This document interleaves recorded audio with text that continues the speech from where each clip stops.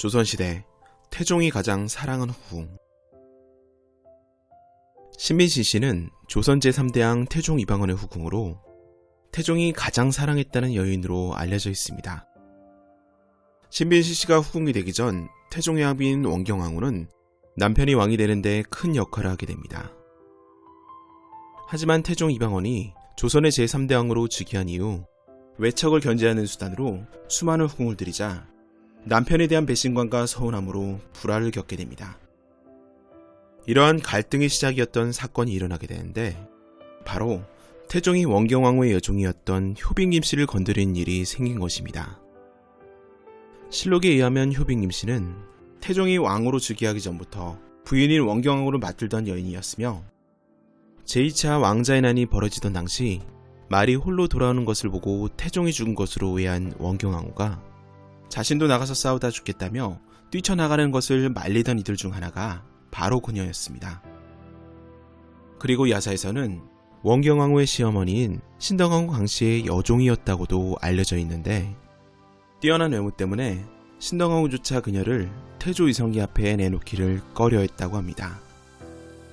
하지만 뛰어난 미모로 태종의 눈에 들어 상전인 신덕왕후를 배신하고 태종의 여인이 됩니다. 이후 그녀는 태종이 왕위에 오르기 전 사저했을 때 질투의 화신이 된 원경왕후의 핍박 속에서도 아들 경영군을 낳게 되지만 정작 태종이 왕위에 오른 다음 입궁을 한 후에는 그의 관심에서 멀어진 것으로 보입니다. 태종 즉위 후 효순공주의 자기를 받았다고 전해지기는 하지만 다른 후궁과는 달리 입궁 후 실록에도 어떠한 기록도 존재하지 않는 것으로 보아 후일 태종의 서장자인 경영군의 택모인 것을 기리기 위해 붙여준 자기인 것으로 보이고 정식으로는 1872년 고종 때에 이르러서야 정일품 효빈으로 추증이 됩니다. 실록에서는 그녀의 죽음에 대해서 한 줄로 남겨져 있습니다.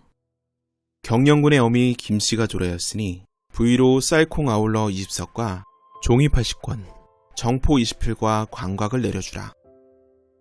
이렇게 효빈 김씨를 시작으로 태종과 원경왕후 사이는 점점 멀어지기 시작합니다. 그러나 태종의 후궁 들이기는 여기서 끝나지 않았습니다. 태종이 다음에 눈독을 들인 여인은 바로 신빈신씨로 원래 그녀는 원경왕후가 아끼는 사가시절 시녀이자 왕비시절 라인이었습니다. 남편의 그칠 줄 모르는 반항기로 속이 있는 대로 뒤집어진 원경왕후가 그나마 신씨를 후궁으로 들여도 구박하지 않고 그냥 넘어간 것이 바로 그녀와의 친밀함 때문이었을 것입니다. 이렇게 신빈신씨는 승을 잇고 1402년 태종의 둘째 서자인 함영구를 낳으며 비교적 평탄한 후궁 생활을 하게 됩니다. 그녀는 후궁이었기에 자식들이 왕위를 계승하지 못했지만 오랫동안 태종의 수많은 여인들 중 가장 많은 총애를 받았고 왕의 사랑 속에서 3남 7녀를 두게 됩니다. 1414년 신빈신씨는 신영옹주에 봉해져 내명부 상국 권한을 누리게 됩니다. 참고로 조선시대 옹주는 후궁의 딸로 널리 알려져 있지만 조선 초기에는 고려의 제도를 계승하였기 때문에 임금의 후궁, 임금의 서녀, 대군 부인 등을 두루 옹주라고 칭하게 됩니다.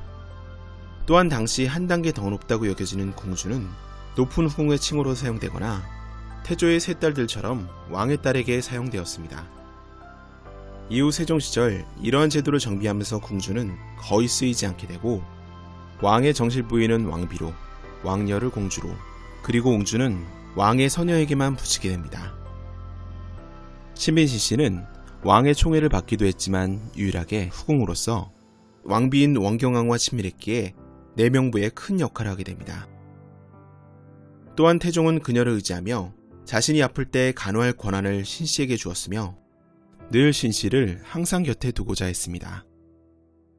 참고로 태종의 혼담을 거절해서 폐가망신을 당한 이속이 퇴짜를 낳았던 왕녀가 바로 신빈신씨의 장녀이자 태종의 서인녀 정신옹주로 이때 이속은 정신옹주의 어머니인 신빈신씨의 출신 성분을 이유로 혼담을 거절하는 미친 짓을 벌이게 됩니다. 이에 분노한 태종에 의해 이속은 왕실을 능멸한 죄, 가장 총애하는 후궁인 신빈신씨를 모욕한 죄로 전 재산을 몰수당하고 노비가 됩니다. 또한 혼담이 오간 이속의 아들에게는 평생 혼자 살라는 명을 내립니다. 세월이 흘러 1420년 원경왕후가 세상을 떠나자 태종의 다른 후궁인 의빈권 씨와 명빈 김씨가 있었음에도 불구하고 그녀가 내명부를 총괄하며 많은 일을 하게 됩니다. 그리고 태종이 세종에게 왕위를 물려주고 물러나 상황이 되었을 때에도 그녀는 가장 가까운 자리에서 태종을 모시며 간호를 하게 됩니다. 1422년 태종이 천달방 신궁이 편하다며 궁으로 옮긴다고 말하자 가장 먼저 신빈신 씨가 기존에 머물던 연화방 신궁에서 천달방 신궁으로 옮겨가는 기민함을 보입니다.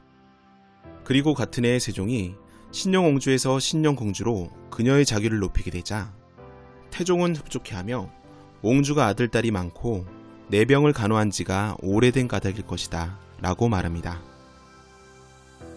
그 후 얼마 되지 않아 태종이 승하하자 신씨는 머리를 자르고 문소전에서 두문 물출하며 남편의 명복을 빌며 아침 저녁으로 불법을 행하게 됩니다. 그리고 태종을 위해 금자로 된 법화경을 등사했으며 1423년 신빈이 태종을 위해 복을 빌려고 하자 세종은 문소전에 불당해 금으로 불경을 쓰게 합니다. 이렇듯 신빈은 원경왕후 살아생전에도 지극정성으로 상전을 받들고 태종에게도 살뜰히 잘했으니 세종은 서모인 그녀에게 예를 다하게 됩니다.